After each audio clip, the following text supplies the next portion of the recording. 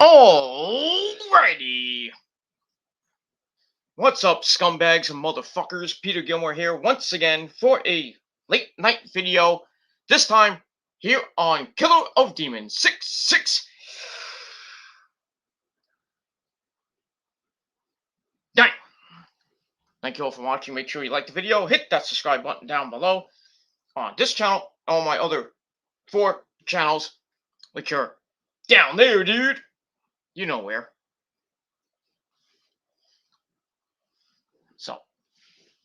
So friend me on Facebook, follow me on Twitter and Instagram, share this video all over the internet, and don't forget to tap that bell, and thank you for the free view. So tap that bell and hit all my notifications so you never ever, baby, ever miss an upload. And that's all I gotta say pretty much about that. So do as you're told, motherfuckers. Because your tribal king says so. And you will acknowledge me. And as always, I'll be right back. 1 second.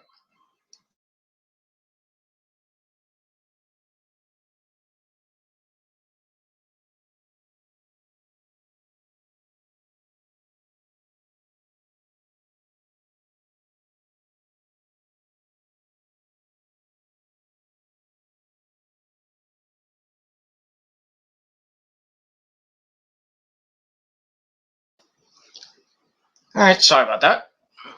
This is how to say goodnight. Because she's in the other room. Can't come out and say goodnight! Fucking cunt. But I digress. Anyway, sorry about that. And your free view, thank you. Thank you very much. Anyway, so do as you were told, your tribal king says so, and you will acknowledge me. And if you can't acknowledge me, I'll make you acknowledge me. In more ways than one. That's all I gotta say about that. Alright, ladies and gentlemen,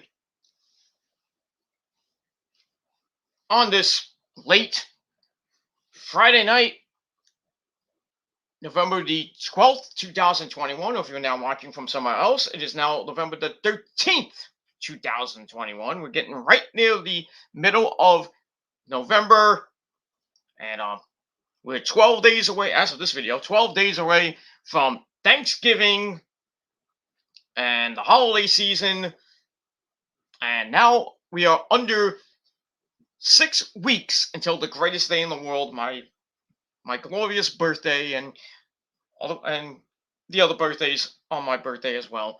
Jesus Christ! And our good friend, my good friend, and yours, Lemmy Killmeister of Motorhead. Ace of Spades got a wart in my face, got a birthday the same day as my friend Peter Gilmore, alright? So I got that. So we are 40, as of this video, I would say, 40, yeah, about 42 days away from the greatest day in the world.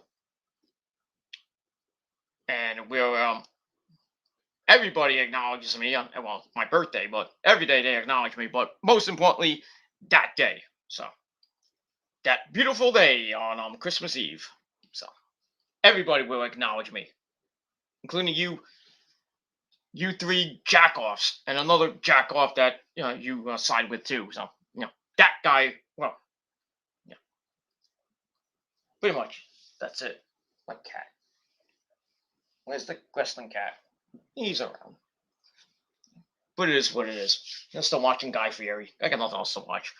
Because I've been watching Rampage and Smackdown all night, so now, well, it's 1:11 in the morning, so go make a wish. I already made my wish, so, and it came true. But I digress. Alright, so on this late Friday night, check out TKC 209. Thank you for the free view once again. You can't hit the dislike button, you dumb fucks. Dumb fucks. Free views anyway. So YouTube took away your right to do that.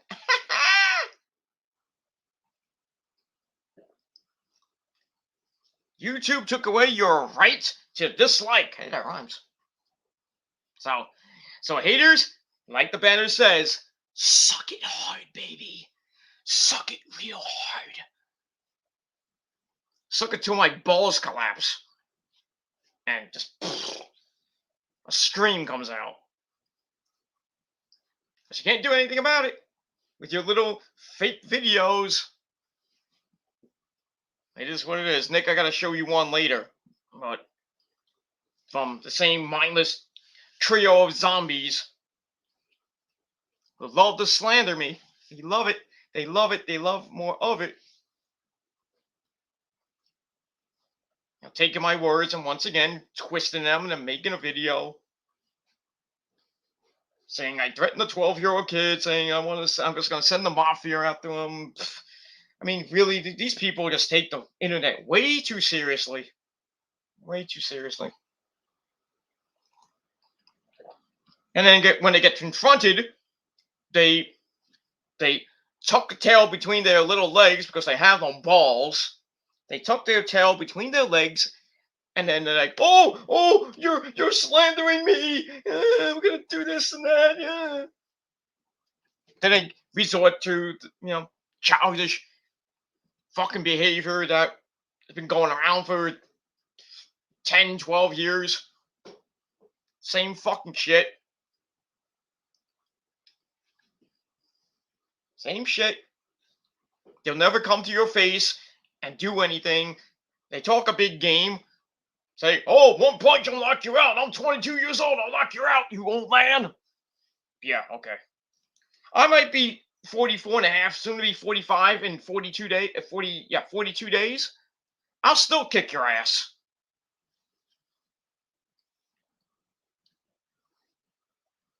It is what it is.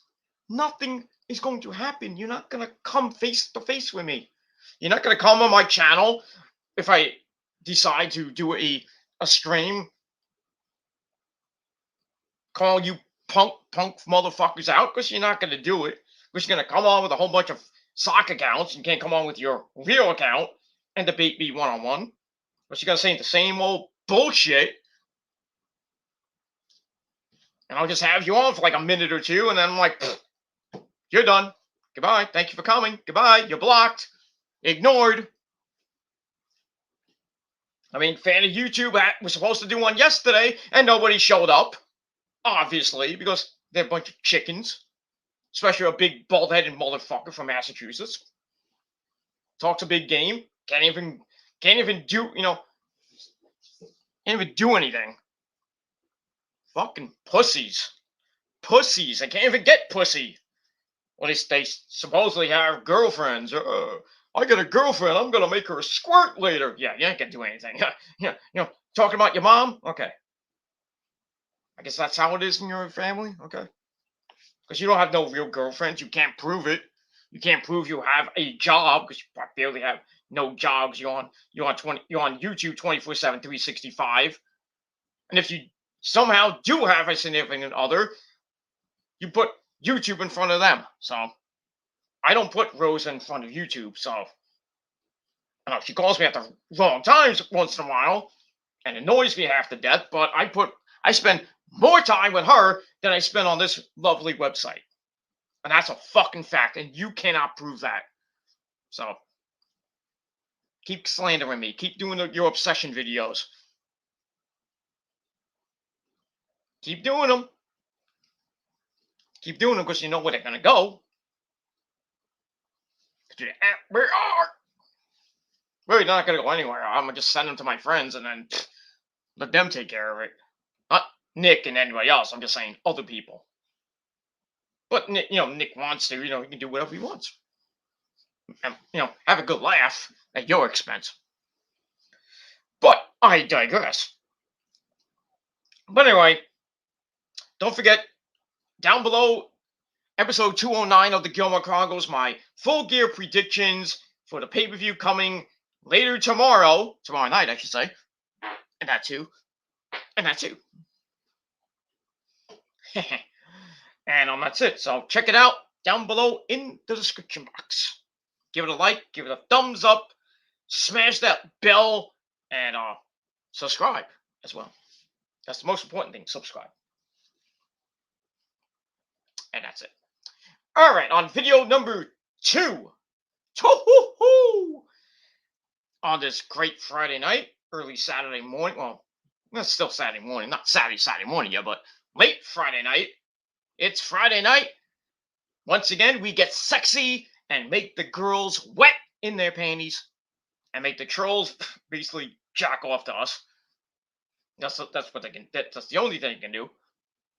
On this late Friday night for video number 2, I'll acknowledge Nick in a second. Just want to finish my intro. On this late Friday night, it is time, ladies and gentlemen, for your Smackdown and AEW Rampage reviews for November the 12th, 2021 on Fox and that great network known as TNT. And your food is ready. Well, I actually got food in the fryer. I'm not going to go get it and eat it on air now. You don't want to see me eat. I mean, come on. Oh my God. Who am I, Reggie Tiller all of a sudden? Come on. That's a name from the past I haven't seen in a long time. Not that I care, because he's irrelevant now. If he's still around, God bless that guy. But it is what it is. But anyway, let's get into it. Let's not waste any more time. So I don't want to waste a lot of time because I want to eat and have probably stay up for another hour or so and then go to bed because I really got nothing to do on the weekend. It's the weekend. I'm off, so the only thing I probably will do tomorrow is a little bit of yard work, even though it's going to be like 60 degrees tomorrow. So might do that. Probably just chill and maybe go for a run in the well, after I eat breakfast, I'll probably go for a nice run, nice jog in the park, and then have some. Figure out what I'm gonna have for lunch. Not that much selection right now. The missus is out. Hopefully she'll be back tomorrow night, and then we can go. Well, probably won't be Sunday. Probably be Monday. We're going a nice go to the supermarket after I go to work and everything. So after I finish work, I'm gonna go right to the supermarket and buy a whole bunch of shit. Cause man gotta eat. You know what I mean? Gotta drink too. That's why I still have the fruit punch. I still have a little bit of soda left, but I'm gonna save that probably for maybe tomorrow or probably tomorrow because I got full gear tomorrow. So. But then again, I'm gonna probably save it till probably next week because I'm trying to limit my my soda intake for now because not doing so. I know the haters gonna laugh. It's like, oh, my health's kind of up and down lately, so I'm gonna try to going into the new year. I think I keep saying it, but I never do it. One of my New Year's resolutions is always to eat healthy and try to stay in a little bit of shape. I tried to do it this year, and with the pandemic and my last job, which thankfully I got rid of this like a few months ago. But now I got a new job, which is way better, way better, way better. I'm telling you right now, way better. And my music job as well. So it's my other side job, but it is what it is. I'm still making more money than you motherfuckers. Oh, you on YouTube all day. You don't have a job. Yeah, I do. I proved that basically I've been proving that from January up till March. But with the new stuff, I really can't do that. So, because I'm working from home. So you're going to see me working from home? No, not going to do that. Not going to do it. So, you can blow me. So, got that. So, trying to drink more water, a little less sugary shit. So, still got the alcohol. So the alcohol is, for tomorrow night, if you know what I mean. Because I gotta be up. I'll probably be up for a while, and then I'll take a quick nap right before the buy-in tomorrow for full gear. Get up at 7, watch. Probably I might watch a little bit of the buy-in, but then I'll definitely be up from like 8 o'clock all night watching Full Gear. I don't know if I'll do the review tomorrow night, or I might do it Sunday with a quickie little thing on my phone, over on my phone, because I'm going out Sunday. So after the Jet game, because I'm going to dinner with my parents and hopefully the missus. If not, I'm just going by myself. But it is what it is. Rose is a busy woman. It is what it is. She's got other things to do with her side of the family. I gotta respect that. And you fuckers think, oh, Rose is leaving you. You can't, you're this and that. Then you can blow me. Because I'm not leaving the missus. I'm not mistreating her. I'm not beating her up or anything. I mean, I heard that 2 months ago. I beat Rosa. Yeah, I beat Rosa with my dick. We get it on, man. We get it on, man. Like hardcore get it on. Like you fucking trolls that have no woman and you basically blowing each other with your tiny little cooks. And just fuck each other in the ass with a glass spiked colonic. That's gotta hurt. With your dirty assholes, and then you stick it in your mouth and then choke. So that's it. All you trolls can basically, go to hell. For all I care. But I digress. Alright, enough about that. Let's get into it. Let's not waste any more time. I'm tired as fuck and I want to eat something. But see, and it makes it worse that I got Guy Fieri on, so maybe I could call Guy Fieri. Says, "Hey, you're in California. Get your ass, get on a plane. Get over here. Go make me a nice steak or something. Go make me one of your nice Italian meals and make me hungry for days. Or not hungry for days, full for days. You know what I mean? But yeah, Guy Fieri can suck a dick." But anyway, on this Friday night, let's get to your Smackdown and Rampage reviews for November the 12th, 2021 on Fox and the TNT network. And they were okay shows. Not great. Some people have given both shows different ratings. I gave my rating on Twitter. I'll give it here as well. Because I like to do it live and then give you more an actual video thing. I can't do it like live and then, it takes me too long. I can't do a 3-hour show or a 1-hour show, on the same channel. I could if I wanted to go live, like as it happens, I could do that, but it's just time consuming. It's time. One is time consuming, and two, I have to if I have to use the bathroom, I have to shut off the camera and then go to the bathroom, And three, if the missus is here, I'm watching it with her, so I'm not gonna show Rosa most of the time, A lot of people would love to see that. So that's why they stalk my Instagram. God forbid I put Rosa's picture up and then they put it up on their crappy channel and make fun. Oh, she looks like a dog. She looks like grandma. You don't know from a hole in the wall. Like your moms and grandmas are fat whales, so. And your girlfriends look even worse. Yeah, my girlfriend's the hottest chick in the world. Yeah, okay.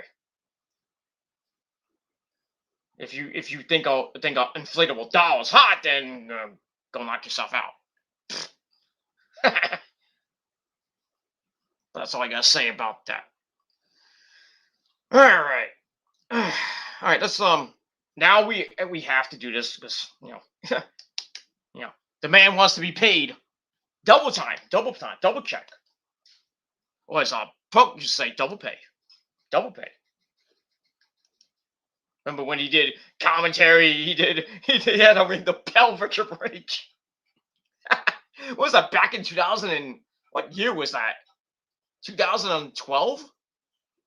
I don't think it was around the time he was like a god, in 2011 with the infamous shoot promo, the pipe bomb, which then basically 10 years later got destroyed by Eddie Kingston. Oy. But anyway, we have to acknowledge the man, the myth. Well, he is legend. Wait for it. Gary. Legendary. The man is legendary. A man I've known for a couple years now. I don't know how long I've known you, Nick. A couple years, I think, right? I think I would say I know Nick for about 3 years, maybe 4. So I don't remember when I met you actually, Nick. On the indie scene, at WOW and Tier One and uh, Five Borough Wrestling, FSW. So I had to be. I would say it's about. I would say 3, maybe 4 years, going on 5, maybe between 3 and 5 years. I know Nick. I don't know. He has to get back to me on that. So put it in the chat, Nick. Let us know. But I think it's around 3 to 5 years. I think I know Nick in personally, whether it be in person or on YouTube. Probably I would say maybe a year or so. So I think Nick started coming on my channel on my YouTube channels. I think earlier this year. Might have been last year. I'm not sure. But it's a good guy. It's a great guy. And he don't take shit from anybody. I mean, nobody. I mean, the guy's on 6 million streams, but I mean, that's what it is. You don't see me on like 50 streams or anything like that. I have no time for that. So I'm tired. But anyway, we got the tribal chief of the chat.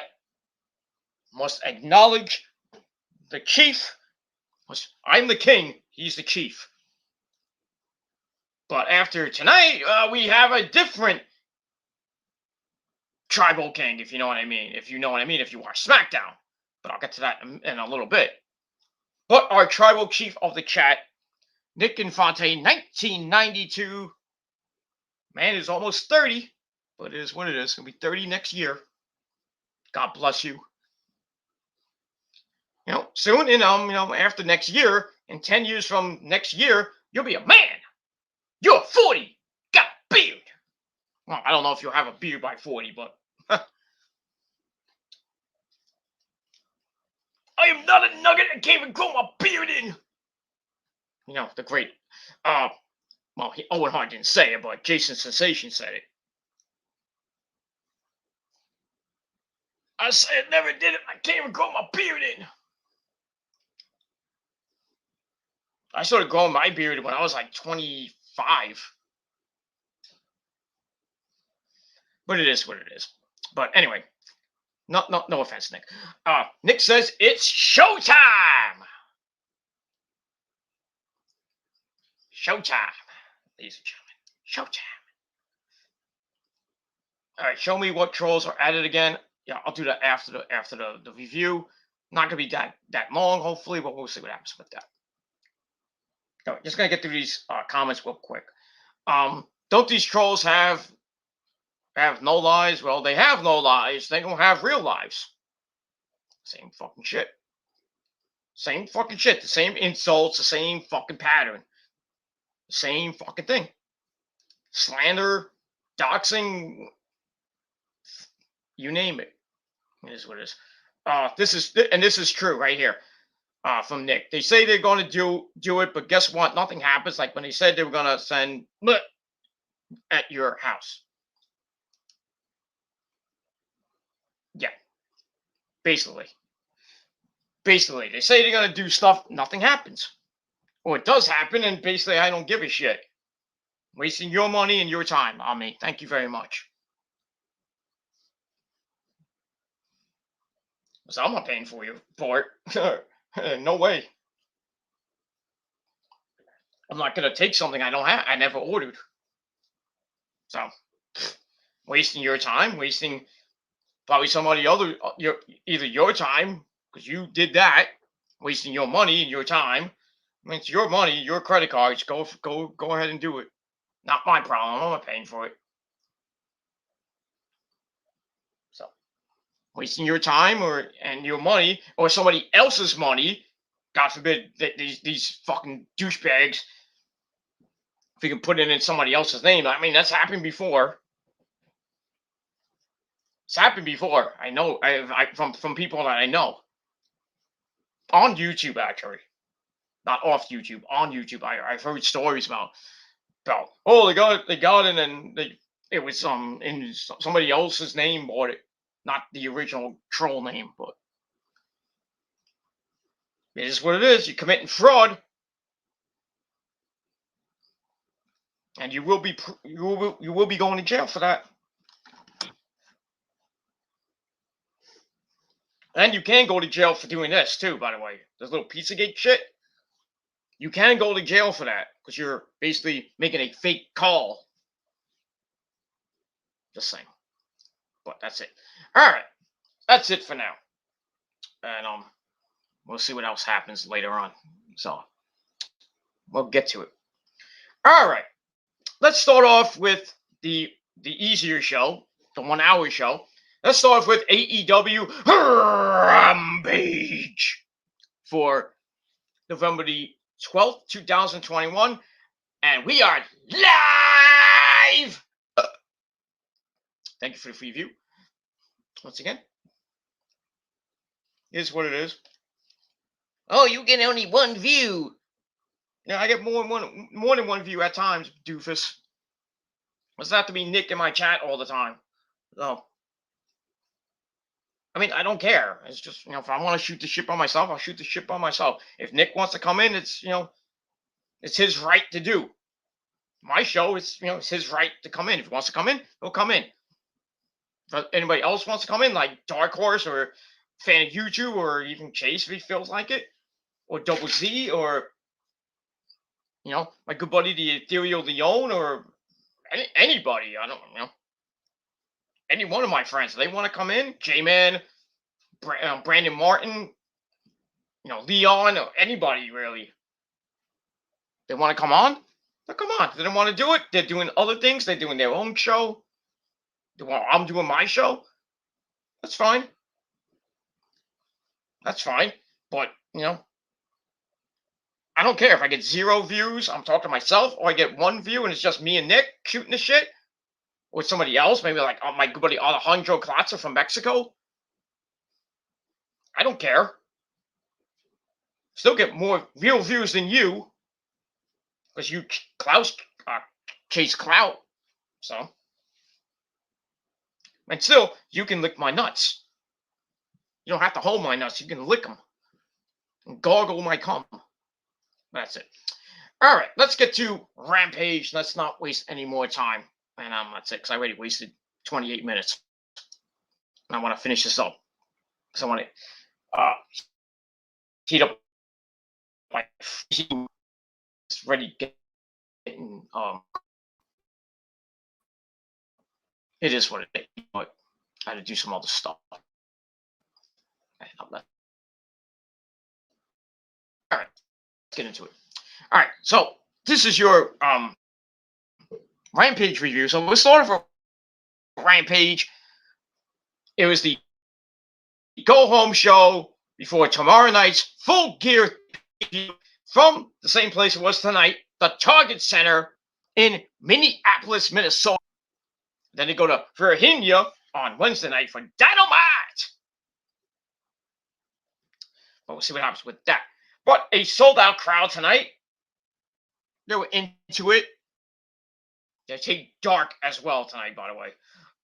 From what Issa, the gorgeous Issa from the New York City Demon Diva, was in Minneapolis tonight for Rampage, and she'll be there tomorrow for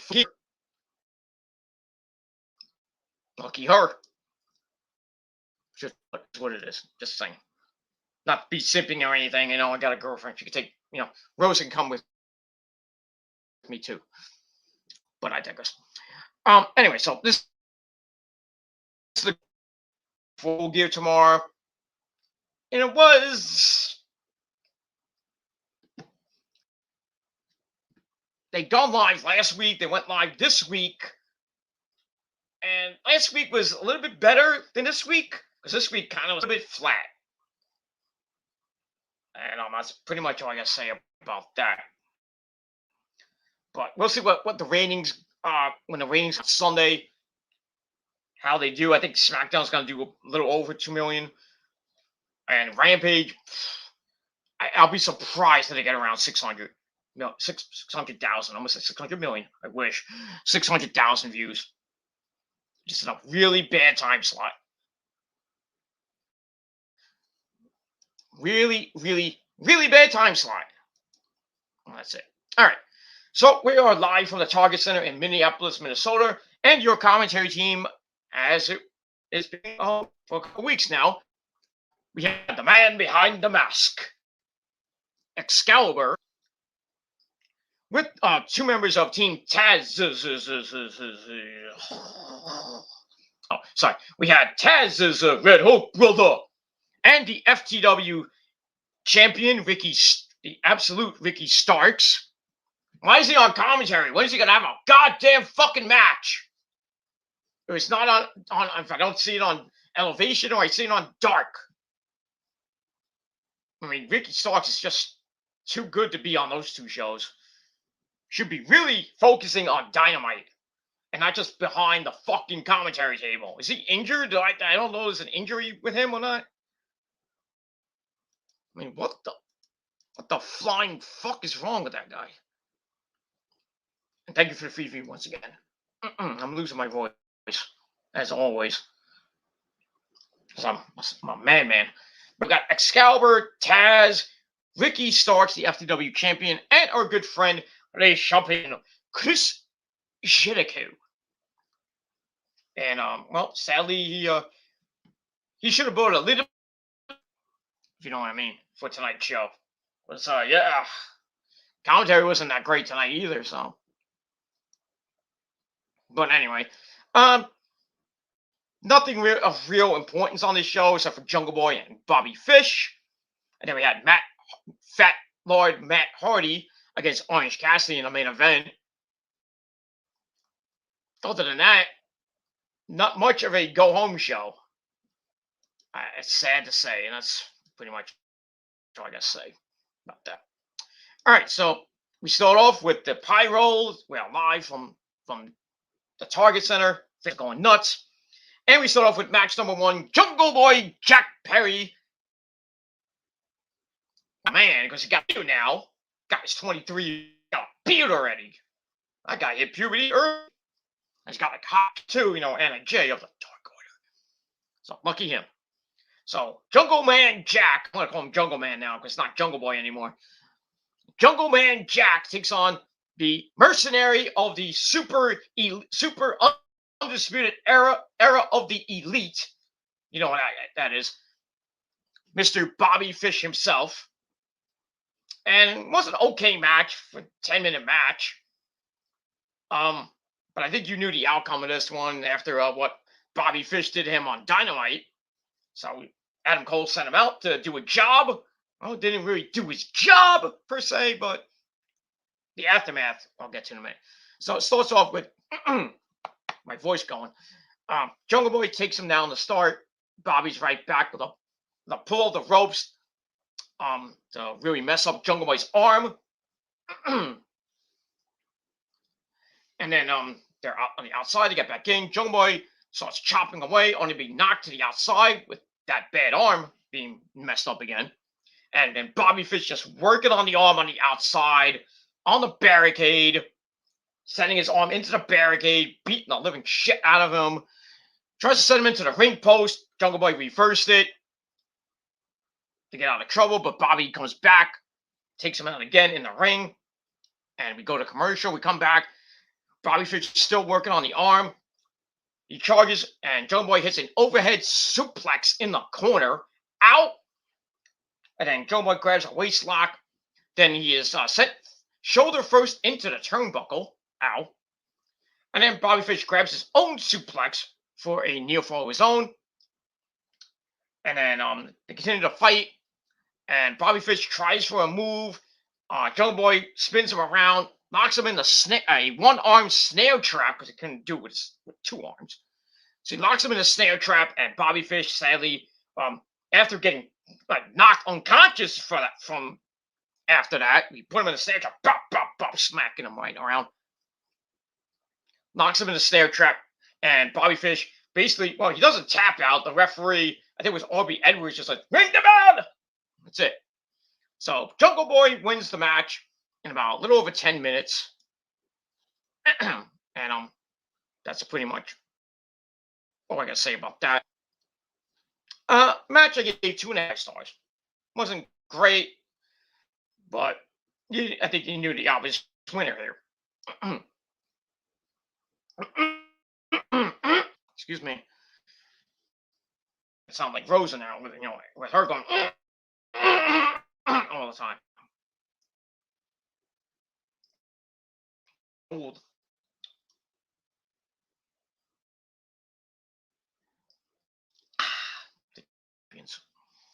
But I digress.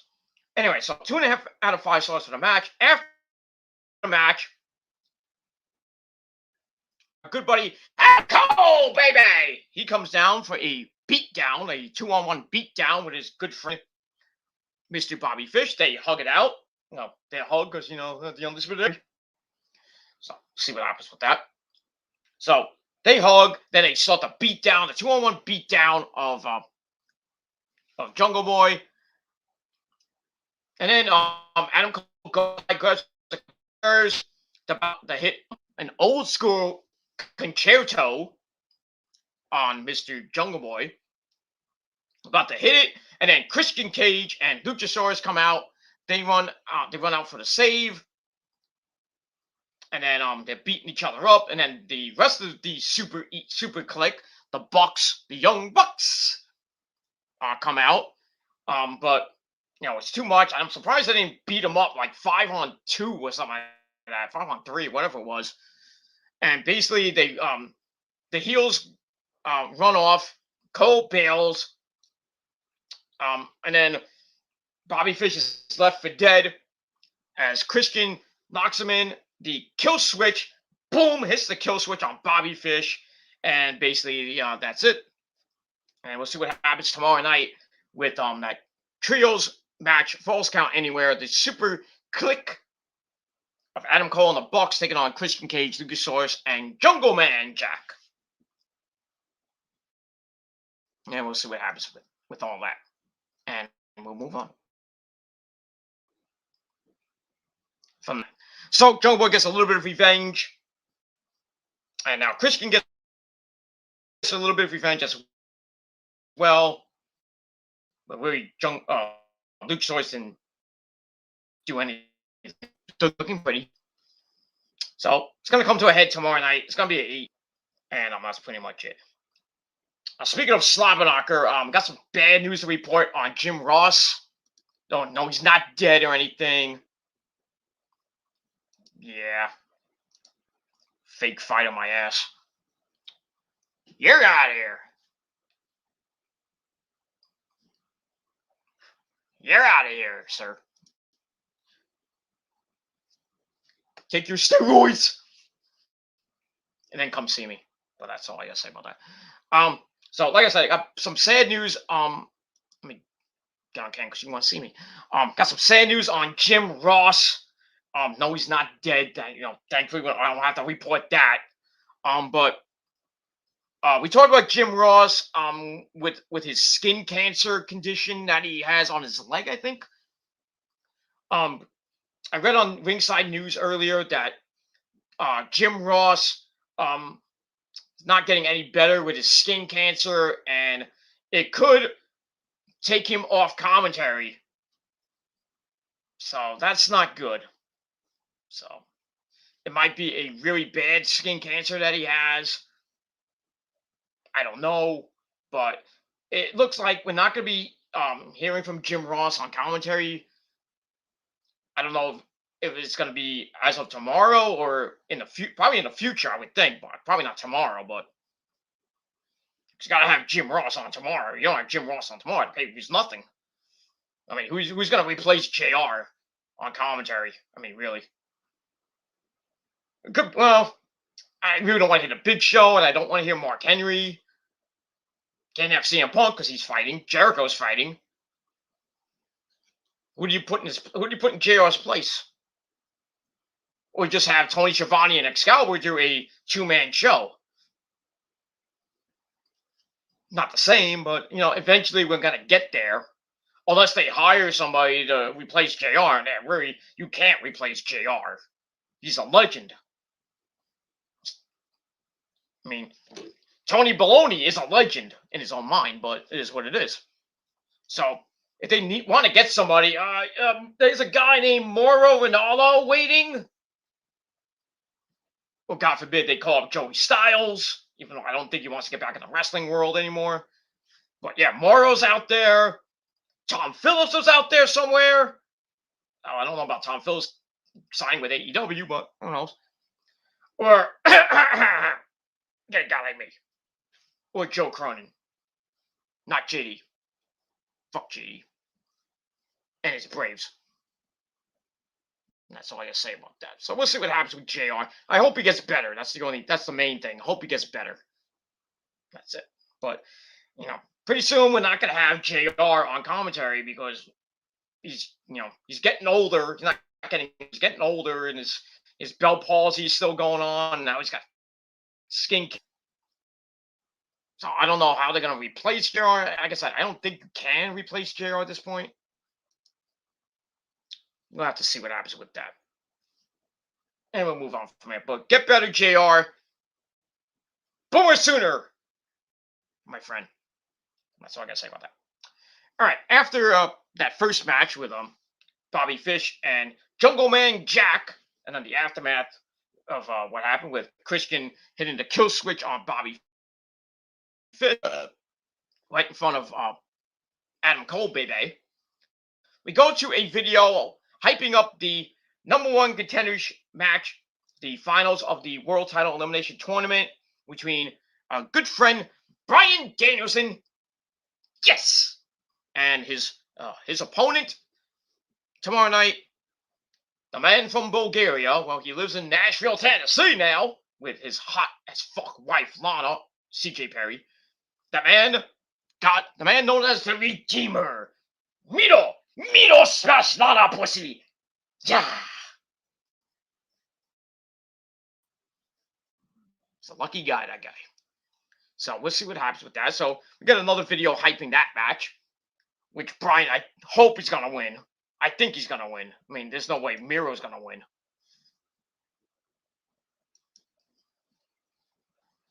I guess. All right.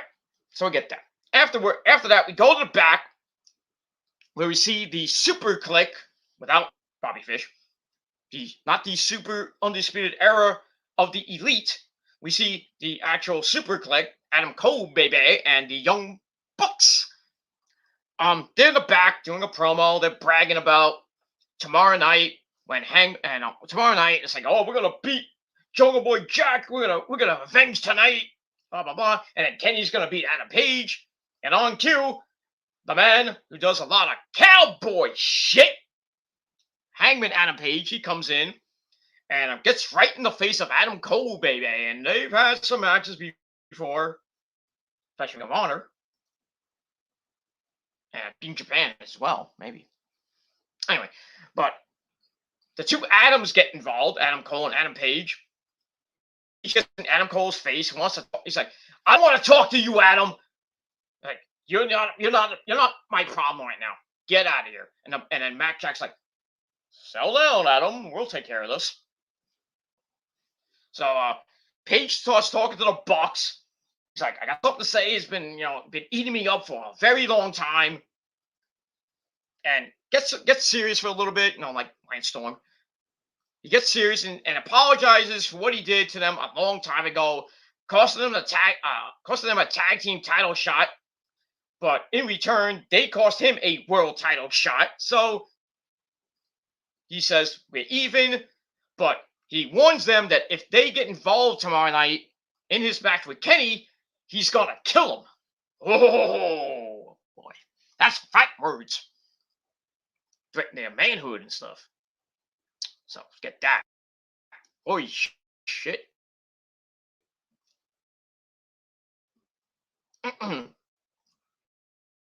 So tomorrow night, and if I'm the Bucks, I don't want to get involved.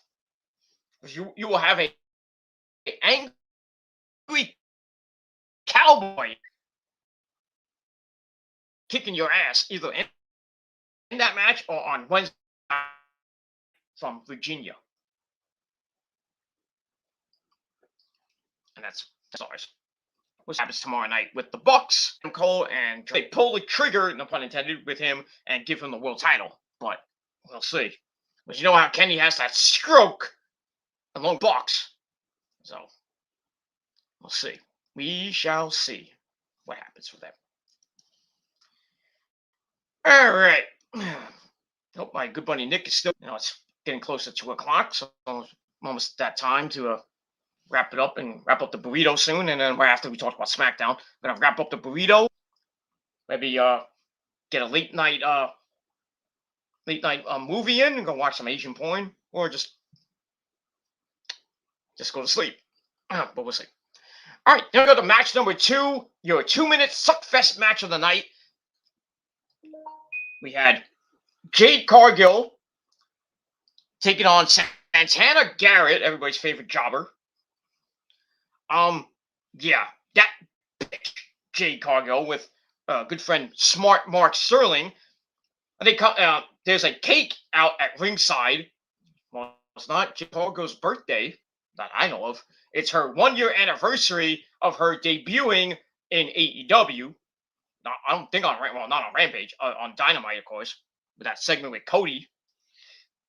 So there's a cake there. We're gonna have some cake, and also we see Red Velvet, the woman from Your Mama's Kitchen, not my kitchen, but Your Mama's Kitchen, who's gonna be taking on Jade Cargill in the second round of the TBS title tournament, which gets back underway on Wednesday night. So she's there getting a look-see. And they've been going to war inside the ring and outside the ring. If you saw it on Rose to the Top. So they're still going at it. Brandy kind of said, silence! But you can't stop 2 bitches from fighting. Sorry. But I digress. Yeah. Jade just did what she does. Beats the living shit out of Santana Garrett. Goes up to the outside. Throws her into the barricade right in front of Red Velvet.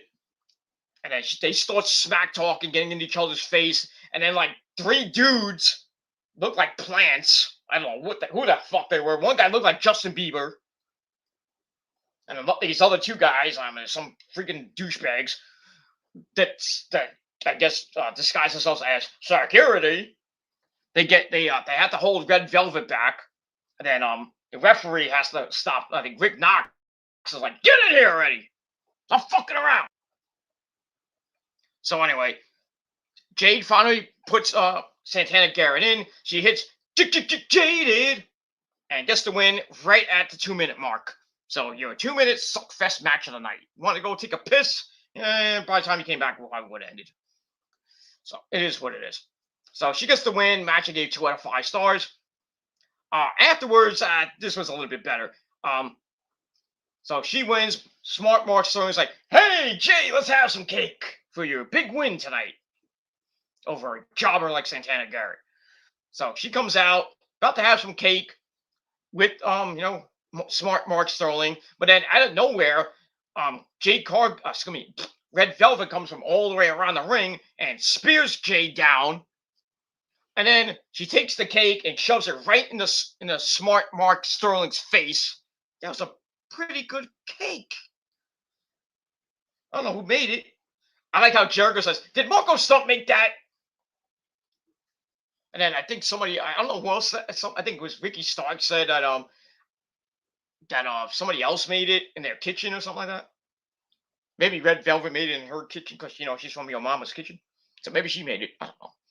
It was a perfectly good cake. It is right in Mark Sterling's face. That sucks for him. And then these two ladies just continue to fucking fight. So we got a cat fight. And then referees have to break it up. Poor Aubrey Edwards tries to stop it. And she's like, she's on like Red Velvet, and out of nowhere, Jade Cargill just like jumps right on top of freaking Aubrey Edwards. They try to break it up. Yeah, you ain't gonna stop those 2 bitches. I mean, come on. Come on. No. You can't stop those 2 girls. No way. And that's basically what I gotta say about that. So we'll see what happens with them on probably whenever they have that match. Either Wednesday night or next Friday night on Rampage. But yeah, these two girls they don't like each other inside and outside the ring. So it's gonna come to a head whenever this match happens, and Jade Cargill is gonna whip her ass because she's gonna win the tournament. And you heard it first from me. That's it. All right. All right. After that, we get a video of the Eddie Kingston CM Punk saga that's been going on over the last week or so. It's a little bit of a different video that we saw on Dynamite. We hear from Punk, and he says he sees similarities between him and Eddie. That Eddie, but he says Eddie won't put in the work, and he's gonna come up short as always. They kind of, they relive the IWA Mid-South stuff, and they kind of mention, the fat shaming in a little bit. But it's all going to come to a head tomorrow night. I still think Punk's going to win. And then Punk's like, if I have to hurt you to teach you a lesson, well, so be it. So they're going to have a slobber knocker of a match tomorrow night. Not a 4-star classic, but we'll see what happens with that. And we'll move on from there. And we move on. All right, then we go to match number 3. Dante Martin, the high flyer, is only 20 years old, this guy. And he is a star on Rampage and Dynamite now. He's getting a lot of TV time lately, especially now with the man of the hour, Leo Rush, in his corner. Because his brother Darius is nowhere to be found. So he's in another match. This time he takes on former NXT 205 Live star. I think he won the Cruiserweight title at one point. Arya Daivari. So both of these guys are hometown boys. I didn't know that. I knew Dante, but Arya Daivari, I didn't know was from Minnesota. Huh. Something new I learned. But these two guys go at it for about 5.5 minutes. It wasn't bad. A lot of high flying. Dante starts going nuts, fast and furious, spins around into a head scissors. Daivari breaks up a springboard attempt. But then Daivari hits a springboard leg drop, knocking Dante outside of the ropes. And then a knee to the ribs cuts him off once again. But Dante comes back with a sunset flip for a near fall, followed by an enziguri. Daivari knocks Dante down again, goes up top, hits a semi-good frog splash for a near fall. But that's it for Daivari. As Dante gets up, he starts to Hulk up, brother. Sends him to the outside for a big springboard splash. Or dive. Whatever you call it. They go back in, and that's it for the match. Dante hits the double springboard. Boom! Dante Martin continues his hike. Give this man the TNT title. Please. That's all I gotta say about that. But pretty good match. I think this is match night. I gave it 3.25 out of 5. And that's pretty much it. But interesting stuff after the match. As after the match, Team Taz come in, Powerhouse Will Hobbs and his son Hook come to the ring. Ricky Starks gets off commentary and gets on the mic and basically offers a spot in Team Taz to Dante. They give him like a contract with the FTW logo or whatever it is. And basically, Ricky's like, read it over as best you can, and we'll be waiting for your answer. So Dante just looks at it. He looks at the crowd. The crowd's like, no. So we'll see what happens with that. I don't think he will sign. I mean, what does he have to offer Team Taz? Going to be left in obscurity? I don't know. I don't think Dante needs... If Dante does join, he's going to be another Brian Cage. I'll tell you right now. And how bad AEW booked Brian Cage. Oy. Because we haven't seen him in a long time. Because he's with, his hot-as-fuck wife, Melissa Santos. And doing bodybuilding competitions. And pretty soon we might see Brian Cage in NXT. So I don't know where he could go. I don't know if he'd go to Japan, but I think he would go to WWE at this point. And who knows what WWE would do with him. Probably ruin him too. But if anybody does jump ship from AEW, probably the first guy to be would be Brian Cage. Because they're ruining him. They ruin him. It's sad. I don't know why they put him with Taz, of all people. And gave him a worthless belt that doesn't even get defended, like the FTW title. Which is basically the 24/7 title without the shitheads running around like R-Truth and Akira Tozawa and Drew Gulak and company. At least you have an okay champion of Ricky Starks, but he just doesn't defend the goddamn belt.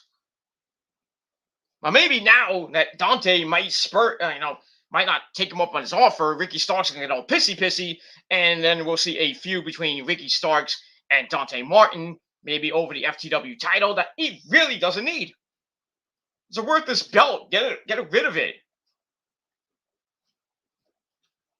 Taz just put it back to make it relevant again. Like, oh, well, remember the FTW belt from like 20 years ago? I'm bringing it back. Gonna put it on a guy named Brian Cage, and he's only gonna defend it once. And then lose it to a guy that really should not have that title. He's a great athlete. Ricky Starks isn't a great athlete. Why does he have a stupid fucking trinket title? A worthless piece of tin, as Shane Douglas likes to call titles lately. He did back in ECW. He's like, oh, this little trinket fucking belt. You don't like it? You can suck my ass. It's on the franchise.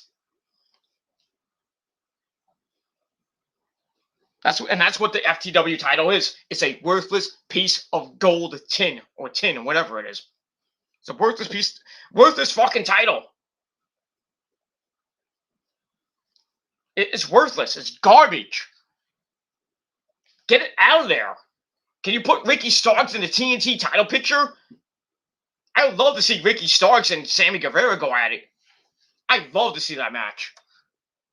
Instead of having Ricky Starks defend a worthless piece of crap title against Dante Martin. In a good match, but still for a worthless piece of crap title. Ricky Starks should be fighting for the world title or the TNT title. But he's stuck in fucking not even obscurity. He's stuck in Team Taz land.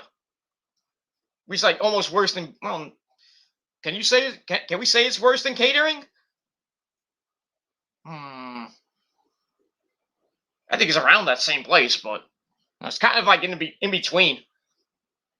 In between catering and irrelevancy, which Brian Cage is in now. He's basically in catering and irrelevancy. Just a shame. But yeah, we'll see what happens with that next week. But might be seeing a Dante Martin, Ricky Starks match. Gonna be a great match. But if it's for the FTW title, I don't want to see Dante winning it. It's garbage. Like you trolls like to come in and out. You think you're making me mad because you're gonna hit that dislike button? You can't hit it, dumbass. I can still see it in the YouTube studio, and it doesn't really matter to me. Oh, Peter, you can't do the same thing. I don't give a shit. The like-dislike ratio. It's about fucking time they fixed that. Thank you, Susan, for once you fucking can't do something. You fucking done something finally. Susan, you ugly fat. Well, not even fat. You fucking cunt. You want to make the world a more better place? Get rid of all these irrelevant fucking trolls that make 6 million accounts. And then proceed to get away from Google and make YouTube an actual great website again, like it used to be back in 2007. Up to 2010. Until Google came around and fucked everything up. And then basically the so-called community called the YouTube wrestling community became a toxic wasteland, and now it's called the YDC, which could be, you can take whatever way you want. The YouTube drama community or the YouTube has no dick community, because basically everybody that's in that community has no dick or little dicks. Just proven fact. Proven fucking facts. YouTube is a drama community. It is. I mean, people love to talk about wrestling, but you can't please everybody on this fucking website and in real life, on Facebook, Twitter, on social media. You can't please everybody because everybody's a fucking douchebag. Not everybody, like Nick or my other good friends, because they're good people, unlike you, stupid fucks that have no balls because they're in your mouth.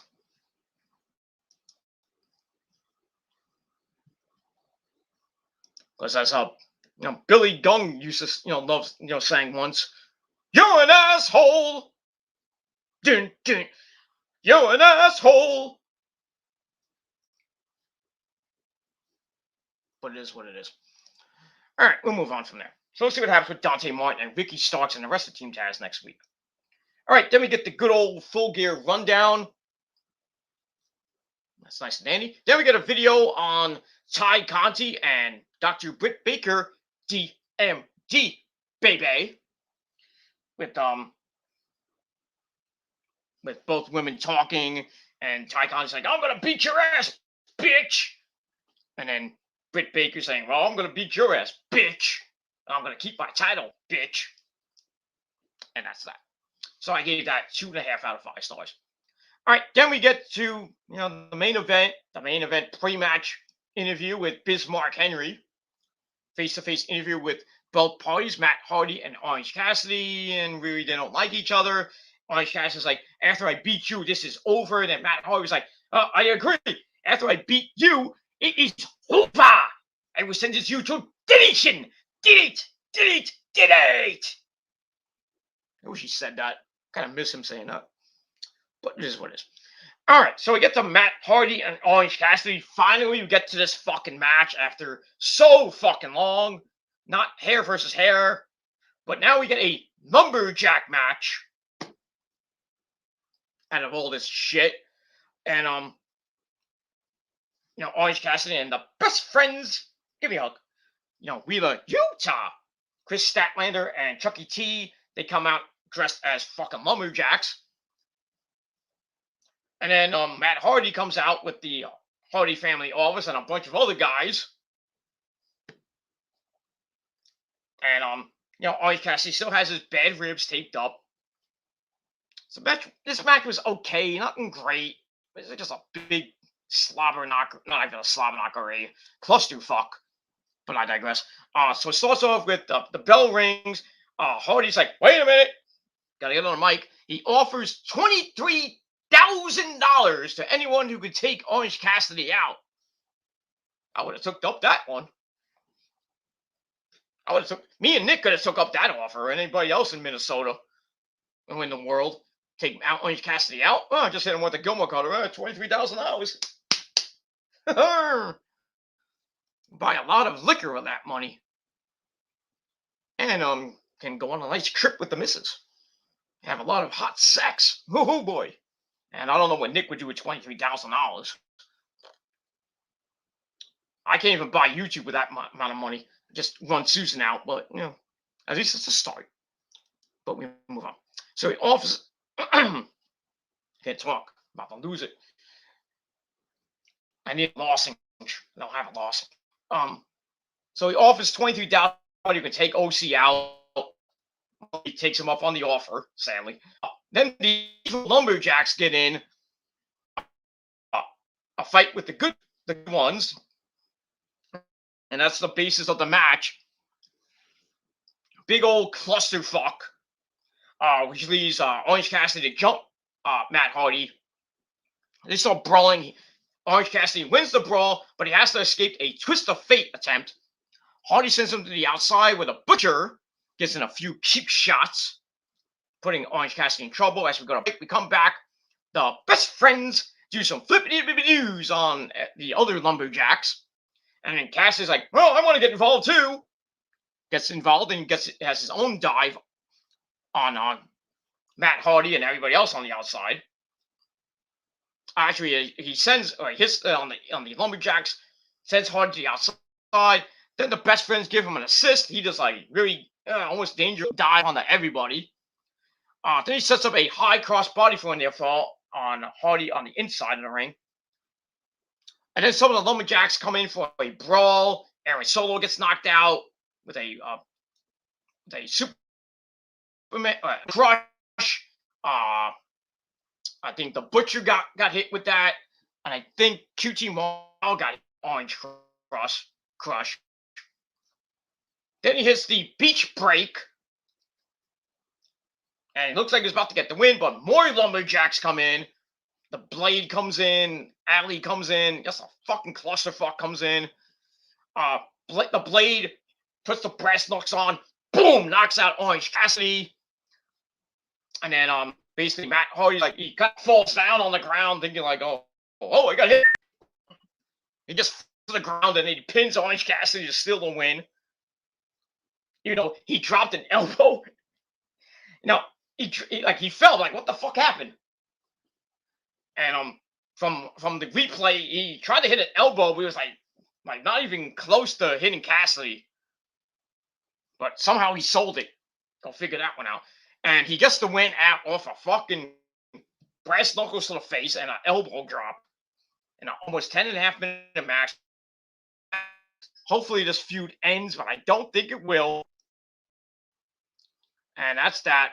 Match was a clusterfuck. I think this is probably one of the worst matches in Rampage history. And maybe AEW history. I don't know, but just fucking horrible match. I gave it 2 out of 5 stars. One of my lowest rings I gave an AEW match. It wasn't a women's match. Or just a jobber match. But that's it. Afterwards, the entire Hardy family office comes in. They clean house. Brass knuckles to Wheeler Utah and Chucky T. And then Ali gets involved. Knocks out Chris Statlander. And they stand tall to end the goddamn. And so that's it for Rampage. Nothing great. I gave Rampage, I think, one of my lowest ratings. I gave the 3 months that it's been around. 6 out of 10 stars. I just gave it I could have gave it lower, but I wanted to be fair. So I gave it a standard 6 out of 10 stars for that. And that's pretty much it. So once again, the results. Jungle Boy beat Bobby Fish with a snare trap. Jade Cargill squashed Santana Garrett with Jaded, and then fought with Red Velvet. Dante Martin defeats Arya Daivari with a double springboard moonsault press.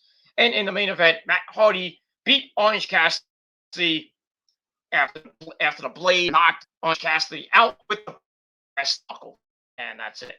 So we have this tomorrow night at Full Gear. And then next week on Dynamite and Rampage. And I think Rampage is going to be taped next week. We really should be live for the rest of the year, but that's not up to me. That's up to Tony Khan. And that's it. And we'll move on. All right, Nick, you still with me, my brother? Are you still with me, Nick? I think he is. So that's the only person in there. We're at 2, then we're at 3 for a little bit, and then now we're back down to we're at 0, then we're at 1 now. But still get more fucking people than controls can get on live stream, so fuck you. And if you trolls want to come in, you gotta say your shit and you're gonna get blocked. So I'm not acknowledging you. You can say I am now, but I don't care. You will acknowledge me as your tribal king, and you will be sucking my dick. Because you are so fucking obsessed with me. So it is what it is. All right. So 6 out of 10 stars for Rampage. And we'll see what happens tomorrow night at Full Gear. Now, let's get to Smackdown, which emanated from the Scope Arena in Norfolk, Virginia. And as always, your commentary team, Mitchell Cole and our good friend Pat McAfee. So the big talk of the night for SmackDown was Roman Reigns and Xavier Woods, or King Xavier Woods, one-on-one, and the loser has to bend the knee and acknowledge the winner. So we got that and a little bit more as well on SmackDown tonight. And SmackDown was a little bit better than Rampage, I have to say. But not much better, but we'll see what happens. It starts off really crappy. Really, really, really crappy. So we start off with Sonya Deville, the Authority, in the ring. I don't know why she's, she's part of SmackDown and Raw. And then, they're making changes to the Raw and SmackDown teams. I guess they don't care about which team wins. Adam Pearce's like, oh, I hope Raw wins and, sweeps. And Sonya Deville's like, oh, I don't give a shit. I'll just take the winner of the match out and put, and then, we're going to put somebody else in. Survivor Series is going to suck. It's going to suck hairy, fat monkey cock. There's your visual for the night.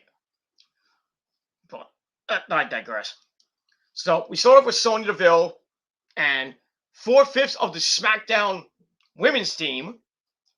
We have Shotzi, well, not Shotzi Blackheart, Shotzi, Natalya, Shayna Baszler, and the lovely Aaliyah.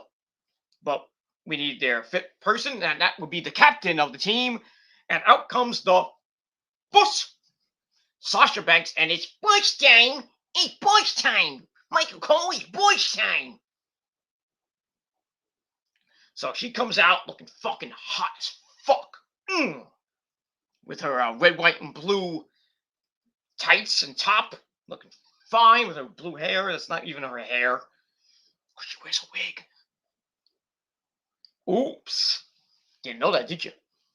But anyway, Shotzi's not happy with it. Goes right at Sasha, and the fight is on. They're trying to separate them. Sonya's trying to do her best to separate them. Not working. And then Naomi comes out. Why not? Gets in Sonya's face. He's like, hey, bitch, you screwed me last week. I'm tired of your shit. And then she gets involved in everything. Sonya's trying to get out of harm's way. And then it goes to the floor. They're all fighting at ringside. Naomi hits Naomi hits Shayna Baszler trying to hit Sonya Deville. And then the fight continues. Sonya's trying to get in the ring, tries to call security. Nobody fucking comes out. That's how much Vince cares about to get fucking security guards. Even cops. Because Vince doesn't have the money to get cops these days. Because his company's failing so bad. I mean, you couldn't bring out the guys on the back? Oh yeah, it was nobody's?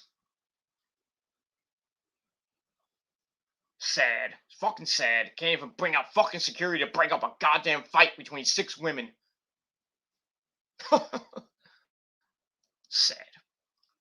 Alright, so we had that. Then we go to break. So I gave that 2 out of 5 stars. Then we get to what you knew was coming. A 6-woman tag team match player.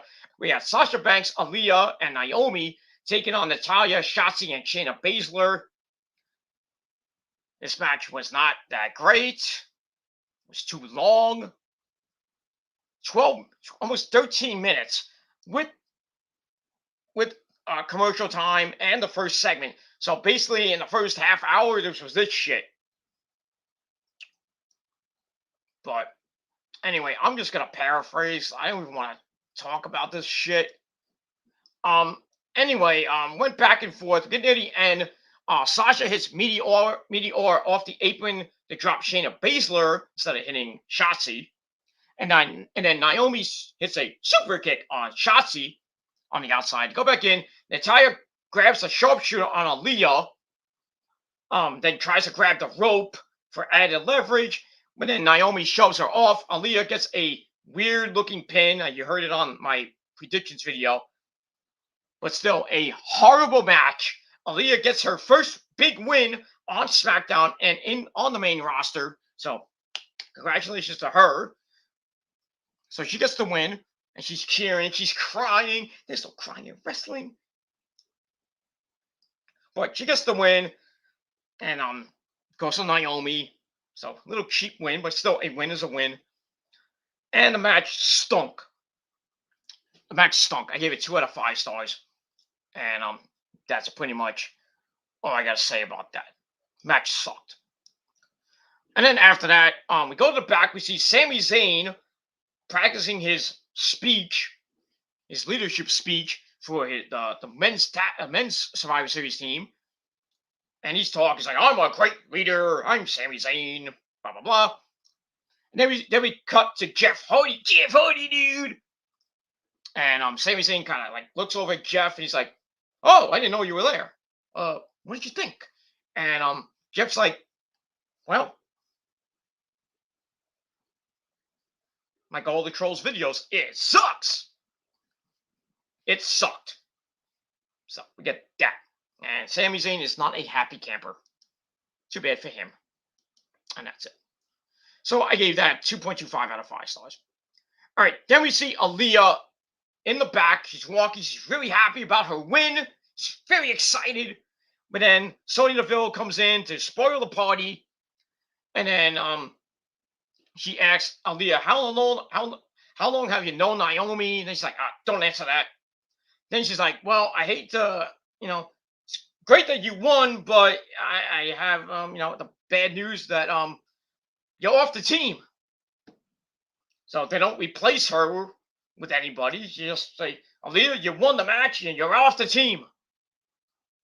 And Aaliyah's like, oh, she's crushed.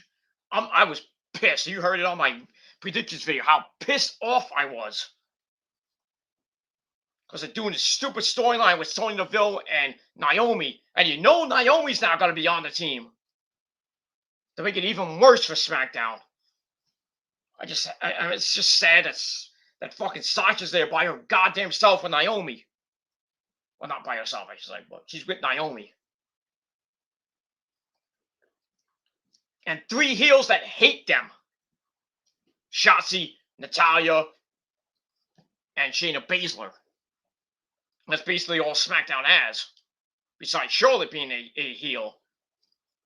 I mean, I would have just left Aaliyah, or maybe if you wanted to replace her, there's a woman that finally came back out of the catering hall. Toni Storm. We'll get to her in a minute. Why don't you put Toni Storm in? Oh, that's right. You just want to keep her away. Like you do with every other NXT star. Right, Vince? You fucking cunt. Not even a cunt. He's a prick. He's an old 76-year-old senile prick. Doesn't give 2 shits about NXT. That's why he's dead. NXT 2.0 is dead. God, this company's dead. Good night. Good night, WWE. I hate for anybody who's on that roster to work for Vince anymore. Even when Vince dies in the next, God knows how long, 5, 10, 20 years. I hate to say it, but, when Vince does die, I don't even think WWE would be any better. And, Punk's pipe bomb will come true. It's already come true. It'll just come to more fruition when Vince dies. And either Triple H takes over, and Stephanie takes over, or Shane takes over, or God forbid Nick Khan takes over. Or even, God forbid, Bruce Pritchard or John Laurinaitis takes over. The WWE is gone. After Vince is gone, basically wrestling is gone. I mean, AEW probably still be around and be the #1 company in America. And maybe the world next to New Japan, of course. But other than that, it is what it is. So, sucks to be you, Aaliyah. I'm just pissed off that segment, that whole thing. So I gave that 1.5 out of 5 stars. After that, we get a look back at what Roman Reigns and the Bloodline, the Usos, did to Kofi and Xavier last week, leaving Kofi, putting him on the injured list with a fucked up knee. Sucks to be you, Kofi. That's pretty much it. Just a little bit of hype for the main event. And then segueing into that, we got the lovely Kayla Braxton. She's outside Roman Reigns' locker room. She runs up to Roman and Paul as they're about to go into the locker room. And Roman's like, well, he doesn't fart. Roman's like, well, Are you coming? Are you here to acknowledge me or flirt with the wise man?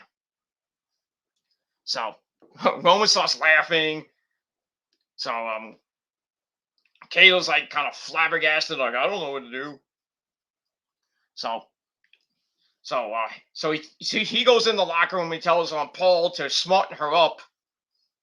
Yeah, I bet you he will smarten her up.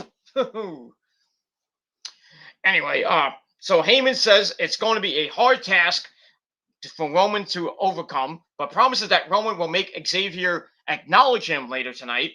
But if that doesn't happen, Reigns will do as he's told and bend the knee. He will take a knee. But if he breaks that promise, basically the Authority can strip him of the Universal title and ban him from SmackDown. Yikes. So it's a tall task for our tribal chief. We'll see what happens with that. And once again, thank you for the free view. And that's it. So I gave that 2.25 out of 5 stars. All right, then we get a look back at Happy Corbin and Madcap Moss making jokes about the Viking Raiders, saying, "Oh, she got a Viking to a Viking." Corny. And then what's worse, they go to Madcap Moss and Slappy Happy Corbin in the back, and they're laughing. It's like, "Hey, you got another joke for us? Another Viking joke?" And Madcap Moss is like, "That's my joke." So he makes another joke, basically saying that Eric is fat. Where's Scott Steiner when I need him? He's fat! Son of a bitch! He's fucking fat! And he's a Viking fat! Well, you can say that about Ivar too, you know. What was the names?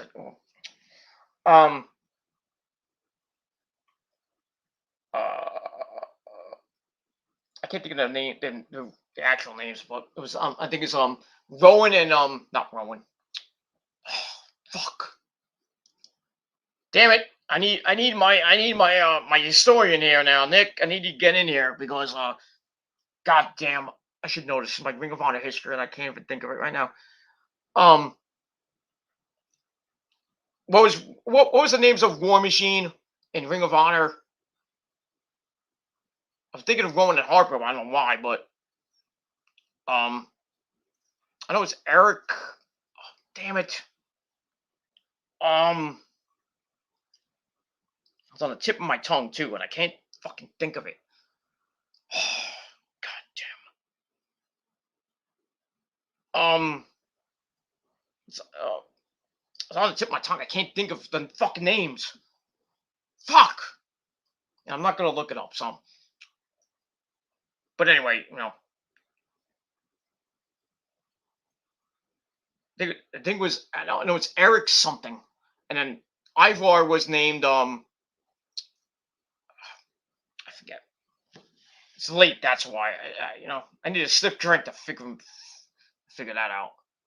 But anyway, so yeah, they make another joke about the Viking Raiders and this stupid storyline going around that nobody gives two shits about. So I basically give that 1.5 out of 5 stars. And that's it. All right, then we go to tag team action. Los Lotharios, Humberto and Angel. I'm just going to call them Garza and Humberto Carrillo. They take on the team of the Intercontinental Champion Shinsuke Nakamura and the man that plays that electric twanger, Rick Boogs. And this was just under 5 minutes suck fest. And they go at it, and Rick Boogs was getting the crap beat out of him, but Nakamura gets the hot tag. He cleans house. Then they're all in the ring. Angel posts Rick Boogs and pulls Humberto out of the way of a Kinshasa attempt. Humberto then uses an Angel distraction to kick Nakamura right in the face. Then they hit a springboard high-low, and they pin the Intercontinental Champion and his good buddy Rick Boogs in a match I really didn't care about. I gave 2 out of 5 stars. Why the fuck is Nakamura losing now? They were such on a hot streak. when he won, he was on such a hot streak, wins the Intercontinental title, pairing with Rick Boogs. They're on a hot streak. Pat McAfee's dancing on fucking Michael Cole's head. I mean, that's still a thing now, but now it's starting to become like too much. I think, WWE's like, we'll pull the plug on that. Now making fucking Shinsuke lose to fucking Corbin and Madcap Moss last week. Was it like a week or two ago in that Halloween stupid street fight. And now freaking Boogs and Shinsuke are losing to Garza and Humberto because they're trying to push them to a tag title shot or something. Or maybe have one of them go after the Intercontinental title because basically Shinsuke hasn't defended it in a while. So he's probably going to lose to either Corbin, stupid Madcap Moss, Garza, or Humberto. That's sad. Shouldn't even be losing to those jerks in catering. That are in catering. It's just sad. It's just very sad that they're treating Shinsuke like this again. This is why when I say to Nick and everybody else every single time, WWE creative is uncreative about being creative. Simple as fucking that. And you can kiss Shinsuke and probably Rick Boogs goodbye by next year. This is horrible. This is horrible. I would not want to be Shinsuke right now. I was like, I'm out of here. I'm going to take my sushi. I'm going to take Asuka and maybe Io with me, go back to Japan. I'm sad. They're going to go back to Japan, or maybe Shinsuke goes to AEW because, who's his good friend, right? You know who's his good friend? Not Okada. Well, he is a good friend of Okada, but Andrade wants Shinsuke in AEW to be in his little stable with him and Mr. Tommy End. And Andrade wants, his wife Charlotte to be in that group too. So, but I don't think Charlotte's gonna leave WWE anytime soon, even though she's on the hot seat right now. But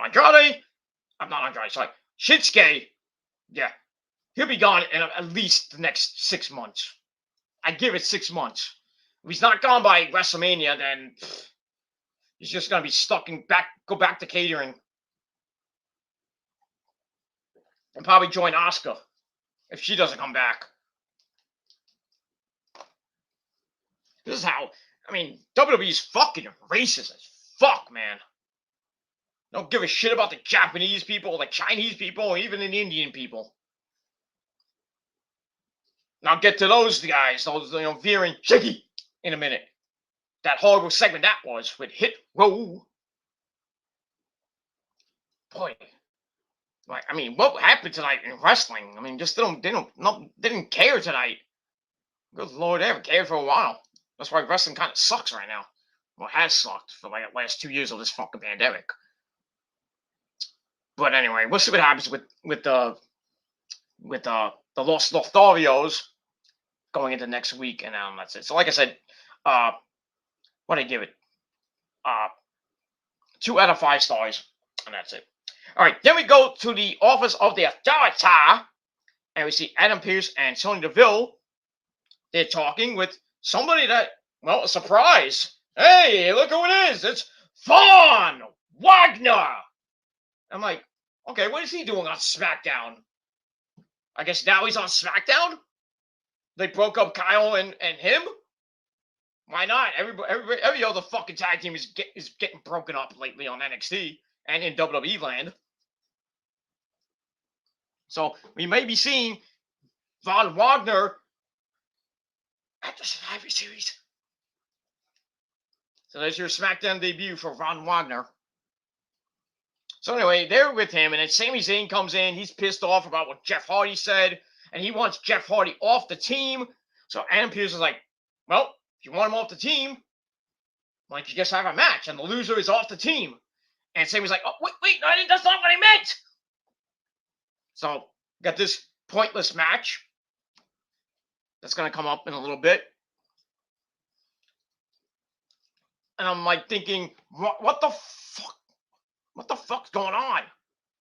Does anybody have any loyalty here?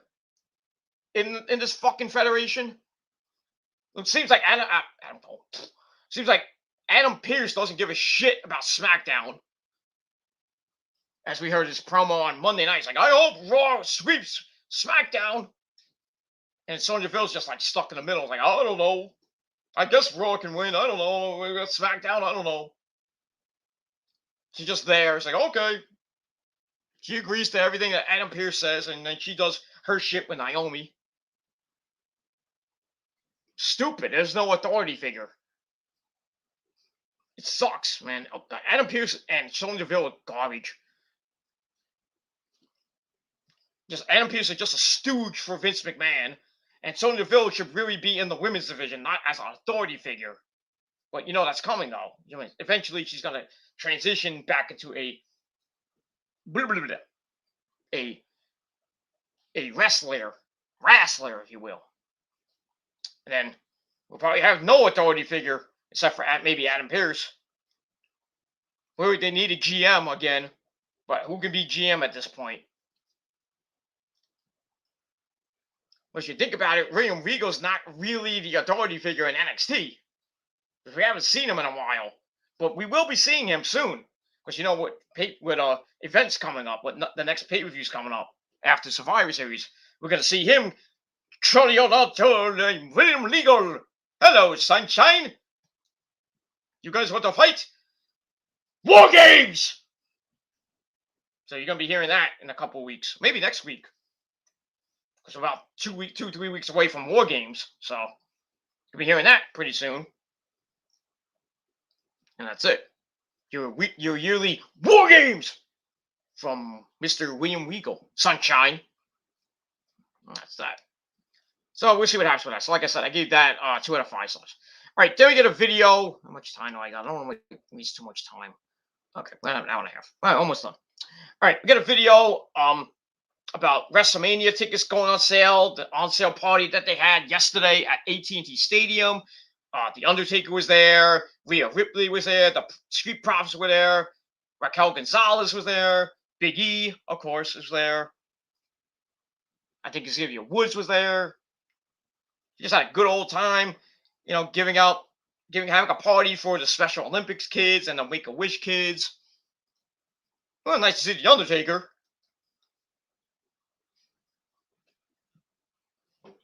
And then, thankfully that who didn't go on do a video like, oh, the Undertaker's back! I told you before. He's not coming back. He's not coming back. Shut the fuck up. He's retired. He just did an interview saying, never say never, but really, do you want the Undertaker back? No, not wrestling. He can't wrestle anymore. He's 55 years old, the guy. Come on. He's not going to be like a Terry Funk and wrestle into his 80s.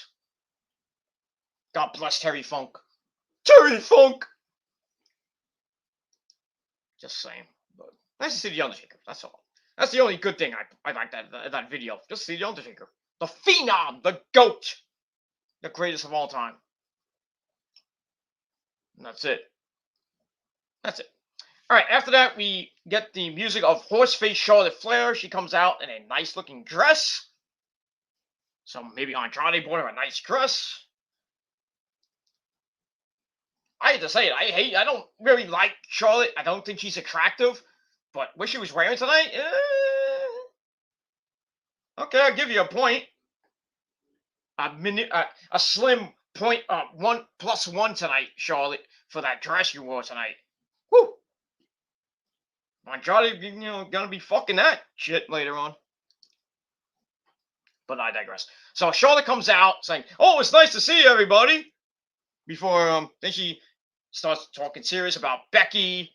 She talks about Becky's different monikers, being the man and the last kisser, and now big time Bex and stuff. She calls her a manufacturer champion. She talks about her great moments, like winning WrestleMania 35 with her help, and then beating Bianca Belair in 26 seconds at SummerSlam. But she says at SummerSlam she will have a new name, and that is going to be Becky. And because Charlotte's going to beat her, blah blah blah. and everything. It was funny. I mean, the crowd was like going, was actually cheering for Charlotte. I was like, what the hell? We're in Virginia. It was kind of like Ric Flair territory, It's Flair country in Virginia, so, and in North Carolina. So we got that. So I was surprised. I'm like, what the fuck? Charlotte's getting cheered? Okay. But anyway, I guess Nick had to go to sleep because it's 2:42 in the morning. I'm about to go to sleep myself. So good night, Nick, if you still watching. Yeah, he's about to head to bed. All right, Nick. I know it's 3 a.m. It's 3 a.m. I must be lonely. Okay. All right, Nick. Thank you for coming in as always, my tribal chief. I'll acknowledge you. So, I'll probably either talk to you tomorrow or I'll talk to you whenever I go live again. I don't know right now. Might not be tomorrow night. Might not even be Sunday. Probably be either Monday night, late Monday night, or Tuesday. So, but you can always hit me up on Discord. You can always hit me up on Facebook. Well, not Facebook. Hit me up on Instagram. And that's it. So, Nick's out of here. So, see you next time. Thank you for coming in, my tribal chief. All right, so Charlotte gets the crowd to go, uh-oh, and then Pat McAfee's getting into it. They're like, oh, this is great. But before Charlotte can move on, Toni Storm comes out, looking hot, of course. Got to get her out of catering because she's eating all those damn cookies from that Naomi bakes. So Toni Storm comes out. It's like, hey, you say you want to be the Star Maker. And that's what she's now known as. She's saying, oh, I'm going to be named the Star Maker. Not Toni Storm, I'm talking about Charlotte. Says, oh, you want to give out opportunities? How about you and me for the title tonight? So so Charlotte's like, no. Then she leaves. That's it. I thought there was going to be something later on, but never got that. So Toni Storm comes out, challenges Charlotte. Charlotte's like, I got no time for you. Go back to catering. That's it.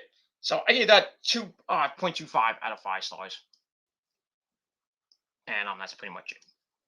All right, after that, we go to the back with Xavier Woods and Kayla. Xavier says it's been a tough week for the New Day.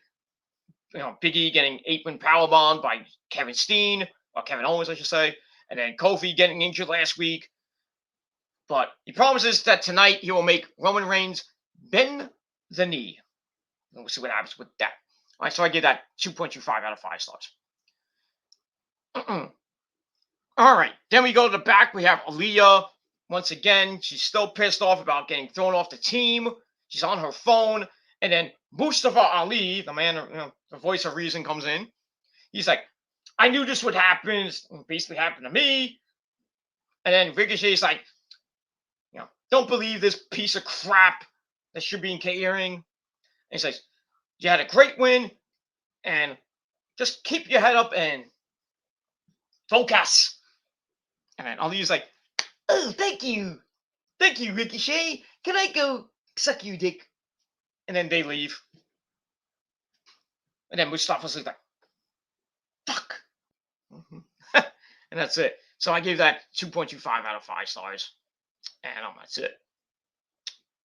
All right. After that, we get to Sami Zayn and Jeff Hardy. The loser is off the Smackdown team. It was an okay match. Nothing great. Hardy missed a poetry in motion off the steps, landed right into the barricade. And then they keep going at it. Hardy comes back after hitting Whisper in the wind off the top for a near fall. Then he hits the twist of fate, and it's all she wrote. He goes up to the top, hits the swanton bomb. 1, 2, 3. Jeff Hardy, dude, gets the big win. And Sami Zayn is bye-bye. He's off the team.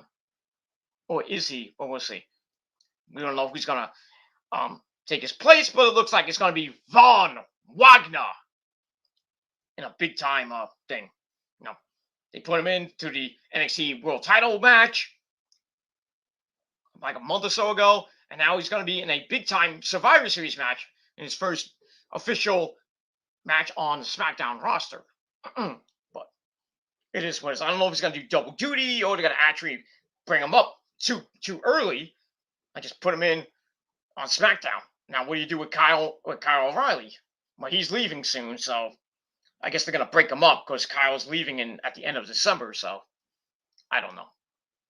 It's mind-boggling. It is. So that's that. So Jeff Hardy wins. Back to get 2.25 out of 5 stars. All right, then we go to the segment that I really didn't want to see. Hit Row raps about how great they are. Blah blah blah blah blah blah blah blah. And then we go to Jinder My Balls and his good friend Shaggy. And then they start rapping. And I'm like, Jinder calls Shanky, what do you call them? Slim Shanky. Then he starts calling, they're making Vanilla Ice references, and Shanky's rapping in Punjabi, and then Jinder Mahal starts rapping, and Shanky can't even go, can't even do that shit. And Jinder raps like a freaking loser, and basically raps about Hit Row, and basically saying Hit Row and it was cringe. Okay. This segment was cringe. I gave it a dud. 0. Waste of my fucking time. Waste of time. I guess this is gonna have either Shanti Adonis and Top Dollar against Shanky and Jinder Mahal next week. Nobody gives a flying fuck. And the downward spiral that Hit Row is about to hit. Goodbye.